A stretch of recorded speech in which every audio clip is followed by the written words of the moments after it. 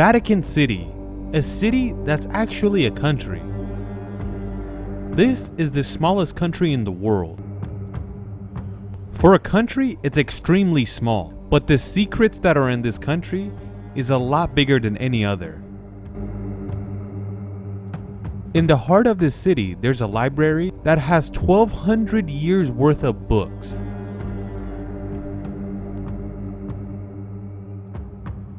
There's 100 kilometers of shelves.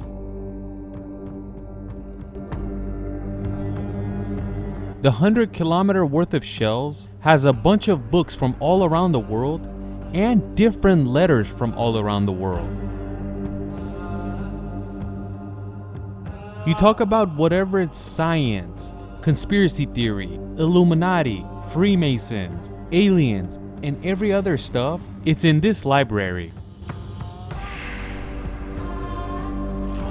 Since back in the day, people wanted to know what they kept in this library and why is it so protective and secretive.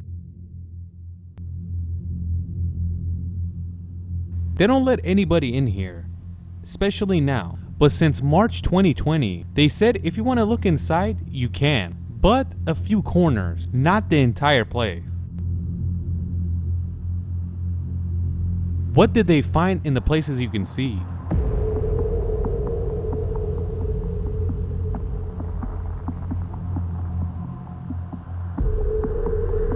It's 1939 and Mussolini is the leader of Italy. Mussolini was a fascist and he wanted to start the Italian Empire. The only problem he saw was the Vatican, and that is why he made it an independent country. A lot of people say when Mussolini did this, Hitler really liked it, and he told them, let's begin the war together, and he went and invaded Poland. After that, the Italian and German governments started arresting Jewish people, and most of them were sent to Auschwitz. But people all around, especially the Italians, were hoping for the Pope for some help. But the Pope heard it, but he didn't do anything about it, and he knew what the Italians and Germans had in mind with them.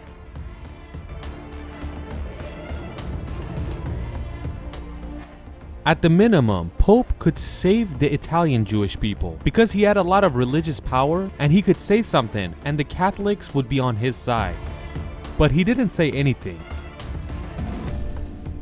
Pope Pius XII, wherever you look at him, you could tell he was a fan of what Mussolini and Hitler did. And even after the war was over, he was helping the Italians and Nazis escape. But what we're telling you right now is from that open area of the Vatican archives, but the rest of it is classified and nobody has access to it.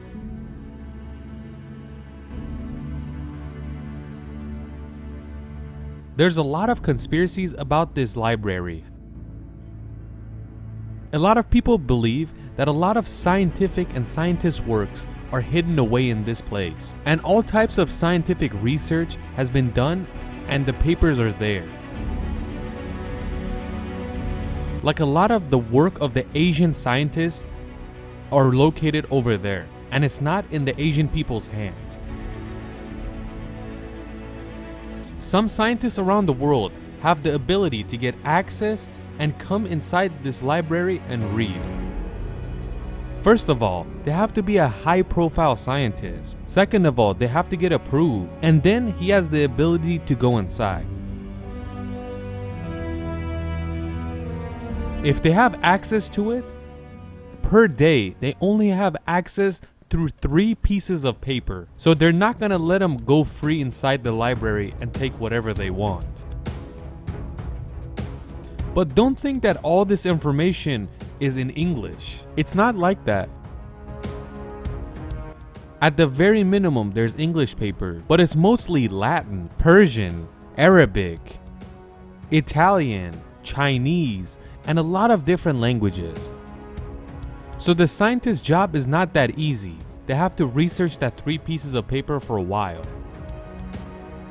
The scientists that have access to this library, some of them believe that this is not all the information. and there might be a different place where the other stuff is hidden. That is why they probably gave access to the people, because the good stuff is hidden away. If you see our video about the most evil popes, you'll notice that a lot of them had huge problems. All the stuff written about the popes throughout history is kept in this library. A lot of them were pedophiles. And as you know what pedophiles are, and they're kind of famous for it. There's a lot of different stories about popes and their pedophilia, but in this archives, you barely find anything. There's 1,200 years worth of history written in this library, if it's all there. There are a lot of different books about different religions, and even books about Satanists.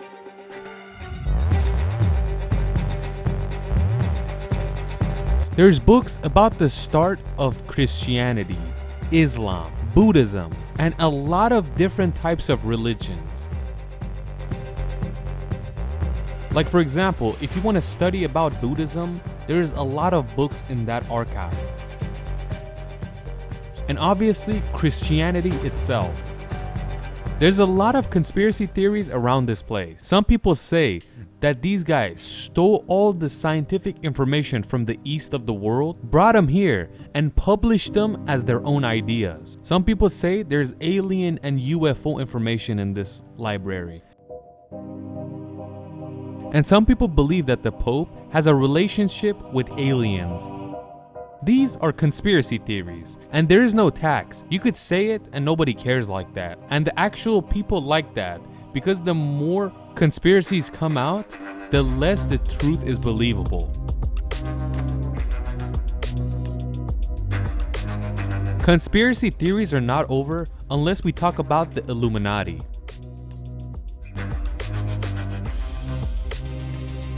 Another conspiracy theory in this area is that the Illuminati owns the world and they use the Pope as a puppet. Another conspiracy is that the Illuminati has a machine in this place that's called the Chronovisor, and with it they could see the past. Chronovisor is a book that's written that they have a machine like this in the Vatican, and it's basically a time machine that was built by Father Francis Brune. But these are all the conspiracy theories that are around this area. Until now, we found out that this archive is 1,200 years worth of books in it. And after all these years, there's no way they'll open it up to the public. They might do that later, but for now, they won't.